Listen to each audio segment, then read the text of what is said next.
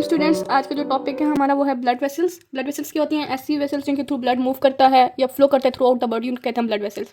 Main की type है arteries, capillaries and veins. ये जो मेन क्लास है इनकी, ये फर्दर डिवाइड होती हैं, मतलब आयोटा से आर्टरी, आर्ट्रियोल्स, फिर रीडिवाइड होती होती कैपिलरीज पे आती हैं, जहाँ पे एक्सचेंज ऑफ मटेरियल होता है ब्लड के से और बॉडी के सेल्स में।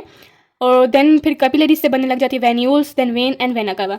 जो कैपिलरीज हैं, एक ये क्लास अगर डिवाइड हुई है तो एक मेन क्लास ये कैपिलरीज हैं, एक आर्टरीज हैं और एक वेन्स हैं। अब आयोटा क्या है? जो लार्जेस्ट आर्टरी है उसको कहते हैं आयोटा, जो कि हार्ट से निकलती है और पूरी बॉडी में इसी के थ्रू ब्लड जाता है, क्योंकि ये फर्दर डिवाइड होकर आर्टरी एंड आर्ट्रियोल्स बनाती है। और वेन में जो लार्जेस्ट वेन है वो है superior vena cava and inferior के वेना केवा। इन दोनों वेन्स के थ्रू जो है हार्ट की तरफ ब्लड आता है, तो ये क्या है? Largest when. वेना केवा के थ्रू क्या आता है? हार्ट में ब्लड आता है। ये दोनों लार्जेस्ट हैं, सुपीरियर एंड इन्फीरियर। अगर इन दोनों में से कहा जाए तो हम लोग ग्रेट सुपीरियर वेना केवा को ज़्यादा करते हैं। तो डिफरेंस के थ्रू हम इनको समझेंगे, क्योंकि इनके अंदर रिलेटेड चीज़ें हैं जो डिस्कस करने को है। तो ये जर्नल डायग्राम है इनका, ट्रांसवर्स सेक्शन शो हो रहा है इस डायग्राम में आर्टरीज, कैपिलरीज एंड वेन्स का। अब डायमीटर की बात की जाए आर्टरीज, कैपिलरीज एंड वेन्स की, तो हम रेंज करेंगे, क्योंकि देखें लार्जेस्ट से स्मॉलेस्ट की तरफ जा रही है, ये स्मॉलेस्ट से लार्जेस्ट की तरफ, तो इसीलिए इनका जो डायमीटर है कैपिलरीज का भी वो भी वेरी करता है। जब डिवाइड होकर फिर बन रही होती है तो वेरी कर रहा होता है, तो हम एज रेंजिंग लिखेंगे। तो आर्टरीज का जो डायमीटर है वो रेंज करता है 3 मिलीमीटर टू 10 माइक्रोमीटर। कैपिलरीज की बात की जाए तो इनका डायमीटर 8 टू 10 माइक्रोमीटर होता है in general, and about veins we say 10 to 100 micrometre. ये जनरली इनका डायमीटर होता है। कैपिलरीज मोस्टली जो है वो लाई करती है 7.5 माइक्रोमीटर, क्योंकि आरबीसीज का डायमीटर भी 7 टू 7.5 होता है। तो इसीलिए ताकि 1 बाय 1 आरबीसी मूव करे। आरबीसी क्या है?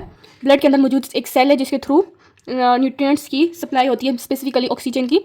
तो उसका डायमीटर इतना होता है ताकि एक आरबीसी 1 बाय 1 मूव करे और एक्सचेंज ऑफ मटेरियल अच्छे से हो सके, इसलिए इसका डायमीटर इधर तक रेंज करता है। अच्छा, ये तो पहले बताया ही नहीं कि आर्टरीज, कैपिलरीज, वेन्स को कैसे डिवाइड किया गया। इनको कहते हैं आर्टरीज वेसल्स होती हैं जिनका काम होता है कि वो ब्लड को हार्ट से बॉडी की तरफ मूव करें। जनरल टर्म्स में इनके एक्सेप्शंस हैं।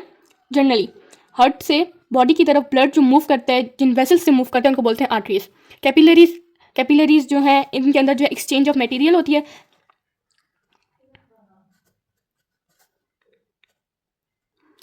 और वेन्स ऐसी ब्लड वेसल्स को कहा जाता है जिनमें क्या होता है? बॉडी से ब्लड आता है हार्ट की तरफ। ये इस स्पेस के ऊपर क्लासिफाई किया जाता है आर्टरीज, कैपिलरीज एंड वेन्स को। अच्छा, अब ये हार्ट से बॉडी की तरफ ब्लड लेके जा रही हैं, तो बॉडी को हमने न्यूट्रिएंट प्रोवाइड करने हैं, और वो कौन सी टाइप ऑफ ब्लड के अंदर होते हैं? ऑक्सीजनेटेड। तो ये ऑक्सीजनेटेड टाइप ऑफ ब्लड को कैरी करती हैं। इनके अंदर मिक्स्ड हम लोग लिखेंगे, क्योंकि इधर ऑक्सीजनेटेड से डीऑक्सी फॉर्म में हो रहे होते हैं। वेन्स में क्योंकि डीऑक्सीफाइड ब्लड होते हैं, न्यूट्रिएंट्स जा रहे हैं ना बॉडी की तरफ, सेल्स की तरफ, तो उधर से क्या आएगा? वेस्ट मटेरियल ब्लड के अंदर आएगा ना, इसलिए अंदर हम मिक्स कह सकते हैं। तो वेन्स की तरफ जाते जाते डीऑक्सी ब्लड हो जाता है। अच्छा, इधर एक्सेप्शन है pulmonary artery and pulmonary vein की। पल्मोनरी आर्टरी का क्या काम होता है? पल्मोनरी आर्टरी जो है वो ब्लड लेके जाती है हार्ट से लंग्स की तरफ, मतलब बॉडी की तरफ लेके जा रही है, लेकिन कौन सा ब्लड होता है? डीऑक्सी, प्यूरिफाई करने के लिए ना। और वेन के अंदर क्या होता है? ऑक्सी ब्लड होता है। तो ये एक्सेप्शन है कि पल्मोनरी आर्टरी को जो है क्लासीफाई किया गया है उसकी डायरेक्शन ऑफ फ्लो की वजह से। ये एमसीक्यूज भी आ सकता है कि pulmonary artery and pulmonary vein को क्लासीफाई किस बेस पे किया गया है? तो इनकी डायरेक्शन ऑफ फ्लो की वजह से। अगर इनको ब्लड की वजह से किया जाता तो ये ऑपोजिट हो जाता, क्योंकि इसके अंदर तो ऑक्सी है। पल्मोनरी वेन को तो रियलिटी में क्या होना चाहिए था? आर्टरी, जबकि पल्मोनरी आर्टरी को वेन कहना चाहिए था हमें, बट ऐसा नहीं है, क्योंकि इनको इनकी डायरेक्शन ऑफ फ्लो की वजह से क्लासीफाई किया गया आर्टरी एंड वेन के अंदर, not due to type of blood. अब हम मेन चीज़ की तरफ आ जाते हैं, जो है लेयर्स। तो सबसे पहले कैपिलरी की बात कर लेते हैं, क्योंकि इसके अंदर एक सिंगल सेल थिक, डायग्राम में शो है, सिंगल सेल थिक लेयर ही होती है, जिसे हम कह सकते हैं एंडोथीलियम। एंडोथीलियम से बनी होती है। एंडोथीलियम की होती है ये सिंपल स्क्वैमस एपिथेलियल लेयर होती है, simple flat squamous epithelial layer. Endothelium, और मतलब सिर्फ इसके अंदर एक ही लेयर होती है, जैसे जो इनके अंदर देखें ये इनर लेयर है, तो ये इसके अंदर सिर्फ इनर लेयर है, ये आउटर वाली लेयर्स नहीं है। आर्टरीज एंड वेन्स की बात की जाए तो इनकी टोटल मेन 3 लेयर्स होती हैं। हम पहले नाम लिख लेते हैं, tunica, intima inner most layer tunica media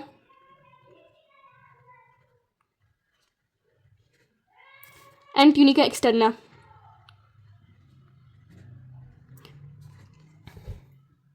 tunica intima को ट्यूनिका एडवेंटिशिया भी कहा जाता है। अच्छा, ये दोनों की जो लेयर्स हैं इनके नाम बिल्कुल सेम है और इनकी क्लासिफिकेशन मतलब इनका मटेरियल भी ऑलमोस्ट सेम होता है। डिफरेंस क्या होता है वो मैं बताती हूँ आपको। ये वाली लेयर होगी tunica externa, this one is called as tunica media and this one is tunica intima या एडवेंटिशिया।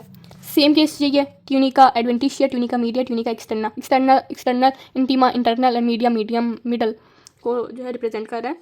अब इनकी किस चीज़ से बनी होती है हम वो डिस्कस कर देते हैं।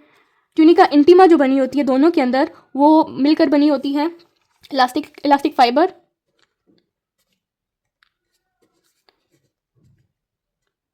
And loose connective tissue. इसके अंदर भी लूज कनेक्टिव टिश्यूज होते हैं। ट्यूनिका एक्सटर्ना है वो मिलकर बनी होती है कनेक्टिव टिश्यू और इसके अंदर इलास्टिक फाइबर जो हैं वो लेस होते हैं या नहीं होते, हम सिंपली कह लेते हैं या लेस होते हैं, less elastic fibre as according to KP के बुक। अच्छा, ये इंटीमा और एक्सटर्ना मैंने आपस में मिक्स कर दिए इधर, तो ये एक्सटर्ना की बात हो रही है, ठीक है, एक्सटर्ना जो एक्सटर्नल लेयर होती है। अब इलास्टिक फाइबर ज़्यादा क्यों होते हैं एक्सटर्नल लेयर के अंदर, इसका रीज़न ये है कि आर्टरीज के अंदर लार्ज प्रेशर के थ्रू ब्लड आ रहा होता है हार्ट से डायरेक्टली, तो उस लार्ज प्रेशर को विदड्रॉ करने के लिए आर्टरीज को एक्सपेंड होना पड़ता है। जब ये नॉर्मल अगर डायमीटर है आर्टरी का इतना, तो जब ब्लड आएगा इसके अंदर फास्ट प्रेशर के साथ, तो ये इसकी एक्सटर्नल लेयर है ये एक्सपेंड करेगी ताकि ब्लड जो है विदाउट एनी हर्डल इधर से आसानी से मूव हो सके और पूरी बॉडी के फ्लो कर सके। वरना तो इधर प्रेशर के थ्रू अगर इलास्टिक फाइबर्स ना हो तो आर्टरीज ने तो टूट ही जाना है। तो इसीलिए वेन्स के अंदर इतना प्रेशर नहीं होता, ब्लड का फ्लो ज़्यादा होता है लेकिन प्रेशर नहीं होता, इसीलिए इनके अंदर इलास्टिक फाइबर लेस या इक्वल टू नन हम कह सकते हैं होते हैं। देन द मिडल लेयर जो आर्टरीज के अंदर थिक होती है और वेन्स के अंदर थिन होती है कंपेरेटिव टू आर्टरीज। अब इसके अंदर प्रेजेंट क्या होता है, इसके अंदर मौजूद होता है इलास्टिक फाइबर्स लेस होते हैं and smooth circular smooth muscles होते हैं। इधर भी ये ट्यूनिका मीडिया के अंदर स्मूथ मसल होते हैं दोनों साइड पे। अब ट्यूनिका इंटीमा की बात की जाए तो उसके अंदर दोनों में सेम मटेरियल होता है।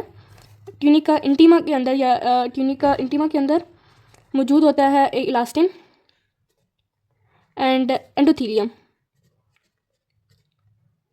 सेम इधर भी एंडोथीलियम या सिंपल स्क्वैमस एपिथेलियल लेयर से ही बनी होती है और इलास्टिन होते हैं एंड स्मूथ मसल्स भी कह सकते हैं एंड इलास्टिक फाइबर्स सब कुछ होता है। देखें, ये है ट्यूनिका एडवेंटिशिया या ट्यूनिका इंटीमा इंटरनल लेयर, ये इसके अंदर स्मूथ मसल्स आ गए, ये मिडल लेयर आ गई and there is external layer जिसके अंदर elastic fibres and loose connective tissues हैं।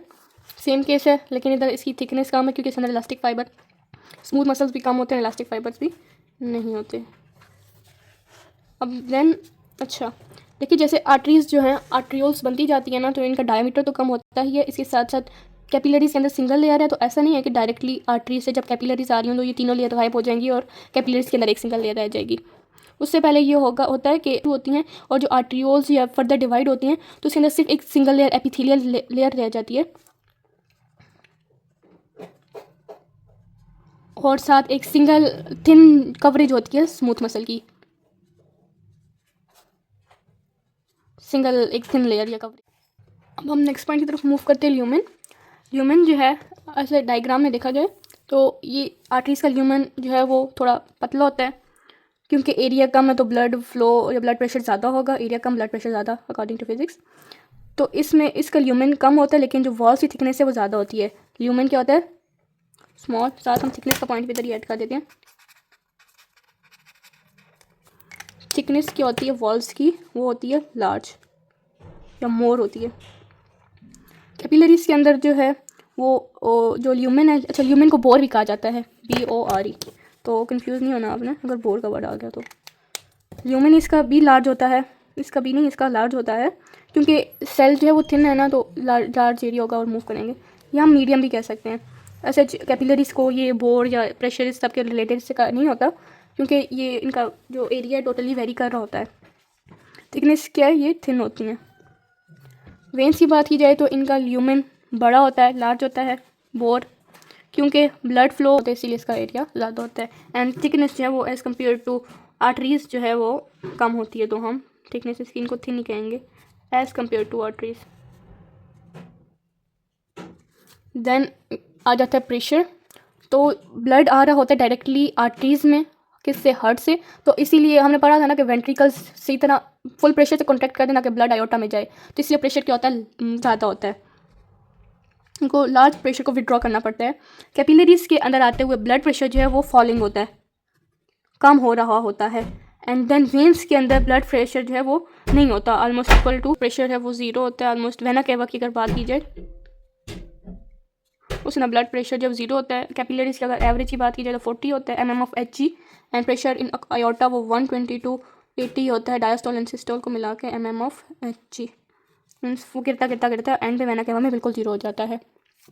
ब्लड फ्लो, आर्टरीज़ के अंदर जो है वो ब्लड फ्लो जो रेट है वो इंक्रीज़ करता है, देन कैपिलरीज में जाके डिक्रीज। अब ये पता है कि क्यों डिक्रीज़ करता है, क्योंकि उधर एक्सचेंज ऑफ मटेरियल होनी होती है, तो ब्लड की स्पीड कम होगी, ब्लड फ्लो कम होगा, तो इसीलिए एक्सचेंज ऑफ मटेरियल इजीली और ज़्यादा हो सकेगी जब उसे लार्ज अमाउंट ऑफ टाइम मिलेगा, एम्पल टाइम मिलेगा। और वेन्स के अंदर फिर इंक्रीज़ करने लग जाता है इवनली, के वेन्स के अंदर ब्लड फ्लो ज़्यादा होता है। एरिया की बात की जाए तो ये फॉलिंग हो रहा होता है, एरिया कम हो रहा होता है इसके अंदर। अब हम एरिया जब क्रॉस सेक्शनल एरिया की बात कर रहे हैं तो वो सारी आर्टरीज को, कैपिलरीज को मिला के वो इंक्रीज़ कर रहा होता है, या लार्ज एरिया होता है इन कैपिलरीज हम कह सकते हैं, और इसके अंदर स्मॉल एरिया या एरिया डिक्रीज़ कर रहा होता है। दोनों की बात एक ही है। अब इधर एक और बात बता दूं कि हम लोग जो है फ्लो रेट को हम लोग वेलोसिटी भी कह सकते हैं कि velocity of blood in arteries, when और कैपिलरीज से रिलेटेड भी एमसीक्यूज आ सकते हैं। नेक्स्ट भी है वॉल्व्स, तो इनके अंदर वॉल्व्स नहीं होती आर्टरीज के अंदर, कैपिलरीज में भी नहीं होती, and yes valves are present in veins. अब रीज़न क्या है, क्योंकि अब लार्ज फ्लो हो रहा है ब्लड का वेन्स के अंदर, लेकिन प्रेशर जो है वो कम है, तो इस लार्ज ब्लड को कैरी करने के लिए और single directional flow of blood के लिए क्या चाहिए होगा, वॉल्व्स। वॉल्व्स के अंदर जो है वो वॉल्व्स जो है वो लार्ज अमाउंट ऑफ ब्लड को कैरी करके रखते हैं और इनको जो है बैकवर्ड फ्लो से प्रिवेंट करते हैं। अब एक्सेप्शन केस क्या है, एक्सेप्शन ये है कि अब हमने पढ़ा पल्मोनरी आर्टरी एंड आयोटा,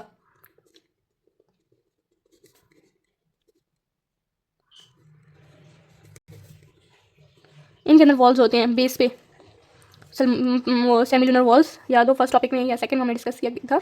और ये सेम एक्सेप्शन इधर है कि pulmonary vein and umbilical when के अंदर वॉल्स नहीं होते।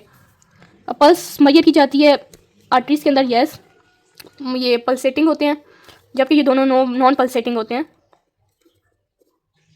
अब पल्स ऐसे मैयर की जाती है, प्रेशर की सीरीज ऑफ वेव्स होती है ना, पल्स हमने जो डेफिनेशन पढ़ी थी, सीरीज ऑफ वेव्स जो कि आर्टरीज से मूव करती हैं लार्ज अमाउंट ऑफ प्रेशर की वजह से, तो वो प्रेशर किसके अंदर होता है, आर्टरीज के अंदर, जबकि दोनों के अंदर प्रेशर नहीं होता है, इसलिए वो लबडप या वो पल्स जो है वो महसूस नहीं होती।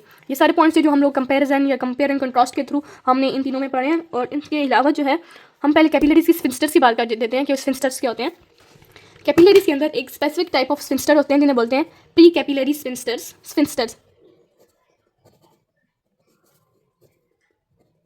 स्फिंक्टर्स का तो पता है ना, एक बंडल ऑफ कहते हैं स्फिंक्टर, जो एक रिंग लाइक स्ट्रक्चर होता है। अब इसके अंदर स्फिंक्टर बने किससे होते हैं, स्मूथ मसल्स से बने होते हैं, बैंड ऑफ स्मूथ मसल्स।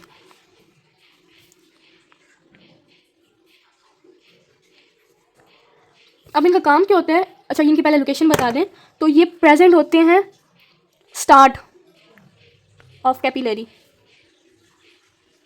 देखिए जब ये फॉर एग्जांपल ये कोई आर्ट्रियोल आ रहा है तो ये फर्दर डिवाइड होकर ये कैपिलरीज बन रहे हैं, फर्दर ये कैपिलरीज फर्दर डिवाइड हो रही हैं and this type of structure. तो जब ये आर्ट्रियोल से कैपिलरी बनेगी तो यहाँ पर इस लोकेशन पे ये जो स्फिंक्टर्स मौजूद होते हैं ऐसे बैंड की सूरत में। क्यों, क्योंकि आर्टरीज के अंदर तो ब्लड फ्लो क्या होता है, ब्लड प्रेशर क्या होता है, ज़्यादा होता है ना, जबकि इधर इनके अंदर पोर्स हैं कैपिलरीज के लिए, ताकि उधर मटेरियल का एक्सचेंज हो, तो इसके लिए ब्लड प्रेशर को क्या होना चाहिए, कम होना चाहिए, ब्लड फ्लो को भी। तो इधर से इन बैंड का काम होता है कि वो इधर से आते हुए ब्लड के जो प्रेशर है वो कम हो और मटेरियल की एक्सचेंज इजीली हो सके। अब अगर इनको कोई डैमेज आ जाए तो क्या होगा, तो ब्लड प्रेशर क्या होगा, वो ज़्यादा ही होगा, हाई, डिक्रीज़ नहीं होगा, जिसकी वजह से लार्ज इंटरस्टिशियल फ्लूइड जो है वो इंटरस्टिशियल स्पेसेस के अंदर ब्लड या इंटरस्टिशियल फ्लूइड मूव करने लग जाएगा, जिसकी वजह से एडिमा काज हो सकता है, मतलब स्पेसेस के अंदर फ्लूइड की एक्यूमुलेशन एंड स्वेलो, और जिस वजह से फर्दर बहुत सी डिजीजेज वो प्रोवोक होती हैं। अच्छा इधर आपको एक और बात बता दूँ, अच्छा मटेरियल हमने डिस्कस किया ना, एक्सचेंज होता है कैपिलरीज के अंदर, तो हम उसको भी डिस्कस कर सकते हैं। फॉर एग्जांपल ये कैपिलरीज हैं, ये इनके अंदर पोर्स हैं जिसके थ्रू मटेरियल मूव करते हैं। पोर्स इतने बड़े इनके नहीं होते, छोटे छोटे पोर्स होते हैं, ये देखें छोटे छोटे पोर्स, जिनके थ्रू ये कैपिलरी है। Let we consider this as a cell, ये बीच में इंटरस्टिशियल स्पेस है। अच्छा, एक्सचेंज कैसे होगी? इधर से मटेरियल आएगा ये इंटरस्टिशियल स्पेस के अंदर, ये सेल से भी इंटरस्टिशियल स्पेस के अंदर आएगा, फिर इधर से मूवमेंट जो सब्सटेंस इधर होनी वो इधर होगी, इधर से इधर होगी। अब इसके अंदर आरबीसीज आई, ऑक्सीजन जो है, ऑक्सीजन इधर से बाहर मूव करेगी, सेल के अंदर चली जाएगी, और इधर से जो है वेस्ट मटेरियल, कोई भी nutrient, carbon dioxide, let we take, वो इधर से इधर मूव कर जाएगा। अब इस एक्सचेंज ऑफ मटेरियल में कुछ चीज़ें एक्सचेंज नहीं होती। अब वो क्या है वो नोट करना इंपॉर्टेंट है। अब वो चीज़ें हैं क्या है, एक तो आरबीसी, ब्लड सेल्स एक्सचेंज नहीं होते, आरबीसीज एक्सेट्रा, क्योंकि इनका जो साइज है वो ज़्यादा होता है। लार्ज प्रोटीन वो एक्सचेंज नहीं होते। अब पॉइंट ये भी आएगा कि ये फिर ब्लड में कैसे आए, इधर से इधर ब्लड के अंदर प्रोटीन है ना, लेकिन इधर से ये अगर इधर नहीं जा सकता तो इधर से भी तो इधर नहीं आ सकते ना लार्ज प्रोटीन, तो वो ब्लड के अंदर आए कैसे, वो हम आगे लिम्फेटिक सिस्टम डिस्कस करेंगे तो उसके अंदर ये पॉइंट भी समझेंगे। तो ये तो मेन चीज़ हैं जो कि मूव नहीं करती। प्लेटलेट्स वगैरह भी आते हैं, तो प्लेटलेट्स भी लिख लेते हैं जो मूव नहीं करते, ये एक्सचेंज नहीं होते इस एक्सचेंजमेंट प्रोसेस के बीच में। इसके बाद हम आर्टरी से रिलेटेड एक और चीज़ डिस्कस कर सकते हैं, vaso construction and vaso dilation. ये जो प्रोसेस होते हैं ये हो रहे होते हैं आर्टरीज के अंदर। ये होता क्यों है? ब्लड प्रेशर को मेंटेन करने के लिए। अब अगर बॉडी के अंदर फॉर जो ब्लड है, ब्लड प्रेशर वो क्या है, कम है, तो अब बॉडी ने क्या कराना है, इसको इंक्रीज़ कराना है ना, ब्लड प्रेशर को इंक्रीज़ करवाना है ना, तो इसके लिए क्या करेगी? इसके लिए डिफरेंट मेथड्स होते हैं जो हम आगे कंटिन्यू करेंगे, लेकिन जो आर्टरी से रिलेटेड है वो हम वैसे कंस्ट्रक्शन वैसे डायलेशन इधर ही देख लेते हैं। अब क्या होगा?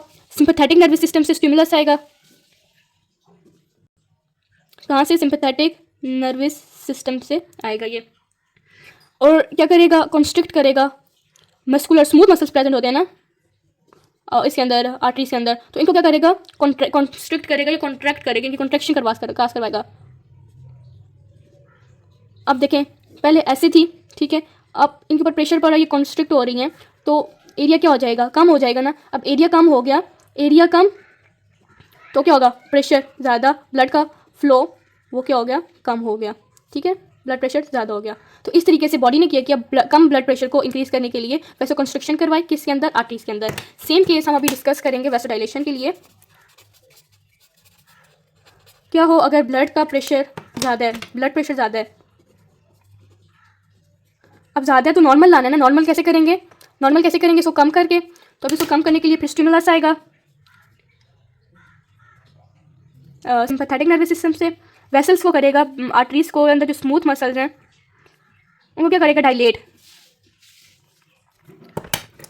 ये पहले की कंडीशन थी, नॉर्मल कंडीशन, जब ब्लड आ रहा है तो वो एक्सपेंड हो रही है। अब ब्लड प्रेशर को इसने कम करवाना है तो वो क्या करेगा? इनको डायलेट करेगा, फर्दर इनका एरिया इंक्रीज़ करवाएगा। अब ब्लड प्रेशर क्या हो जाएगा? ज़्यादा, मीन्स नॉर्मल की तरफ आने लगेगा, ठीक है। एरिया, क्योंकि एरिया नहीं, सॉरी, ब्लड प्रेशर क्या होगा? कम, नॉर्मल की तरफ आने लगेगा कम, क्योंकि एरिया जो है वो ज़्यादा हो रहा है और फ्लो भी क्या हो रहा है? ज़्यादा। ब्लड प्रेशर कम, एरिया ज़्यादा, क्योंकि ज़्यादा एरिया आ गया ना, ज़्यादा जगह मिलेगी ब्लड को फ्लो करने के लिए। तो अच्छा, एक और पॉइंट मुझे अभी याद आया, मैंने डिस्कस नहीं किया, वैसा वेसोरम का, ये जो कि आर्टरीज के साथ ही लिंक करता है। वैसा वेसोरम ये क्या होता है? अब आर्टरीज जैसे कि आयोटा लार्ज ब्लड वेसल्स है ना, तो इनको अपना भी तो न्यूट्रिएंट पूरा करना है, इनको कोई ना कोई चीज़ चाहिए जिसके थ्रू ये अपना न्यूट्रिएंट पूरा करें, तो उसके लिए वैसा वेसोरम का सिस्टम होता है। वैसा वेसोरम कहते हैं, वेसल्स ऑफ वेसल्स को वैसा वेसोरम कहते हैं। ये लार्ज ब्लड वेसल्स के अंदर प्रेजेंट होती हैं, वेसल्स के अंदर ये प्रेजेंट होती हैं, लार्ज ब्लड वेसल्स के अंदर, और उन वेसल्स को न्यूट्रिएंट प्रोवाइड करती हैं। इनका काम ये न्यूट्रिएंट प्रोवाइड करना होता है लार्ज ब्लड वेसल्स को, और मोस्टली पाई जाती हैं ट्यूनिका एक्सटर्ना के अंदर, ना के अंदर प्रेजेंट होती हैं। अच्छा, ये वाला पॉइंट उधर लेयर्स के साथ ही बताना था, सॉरी मैं भूल गई। तो ये सारा जो आज का हमारा टॉपिक था ब्लड वेसल्स का, इससे रिलेटेड जो भी बातें थी मैंने आपको बता दी है। नेक्स्ट हम लोग ब्लड प्रेशर बीपी को स्टडी करेंगे, स्पेसिफिकली स्फिग्मो मैनोमीटर को। अब ब्लड कैसे मेजर होता है वो 120, 80 वगैरह, एंड उसके अंदर हम लोग baroreceptor, high blood pressure baroreceptor and low blood pressure baroreceptor को डिस्कस करेंगे। ये आर्टरी का क्लोजअप आप देख सकते हैं, ये देखें आर्टरी आ रही है, ये कन्वर्ट हुई जा रही है कैपिलरीज के अंदर, और ये देख सकते हैं आरबीसीज हैं, रेड ब्लड सेल्स, जिनके अंदर ऑक्सीजन होते हैं और इनकी मूवमेंट हो रही होती है ब्लड के अंदर ताकि न्यूट्रिएंट पूरी बॉडी को मिल सके। ये आगे इंटरनल लेयर ट्यूनिका इंटीमा, ये देख सकते थे, और ये डी ट्यूनिका मीडिया, इसके अंदर स्मूथ मसल्स हैं, ये आपको इलास्टिक फाइबर्स भी दिखाई दे रहे होंगे, smooth muscle elastic fibres ETC। Then this is the tunica external layer है जिसके अंदर कुछ यूज़ होते हैं, इलास्टिक फाइबर्स में भी होते हैं, and then loose connective tissue. तो ये था सारा क्लोजअप आर्टरी का, ये देख सकते हैं, ये इसका ट्रांसवर्स क्रॉस सेक्शनल एरिया है आपके सामने, ये देख सकते हैं, इसका ल्यूमेन है, ये tunica intima, tunica media and tunica externa, ये देख सकते हैं फाइबर्स। तो ये था आज का सारा लेक्चर। अगर आपको कोई क्यूरी है तो आप लोग पूछ सकते हैं, होप सो आपको समझ आ गया। अगर मेरी कोई मिस्टेक है तो भी बता सकते हैं, मिस्टेक हो सकती है। तो थैंक यू सो मच, हम नेक्स्ट लेक्चर में मिलते हैं।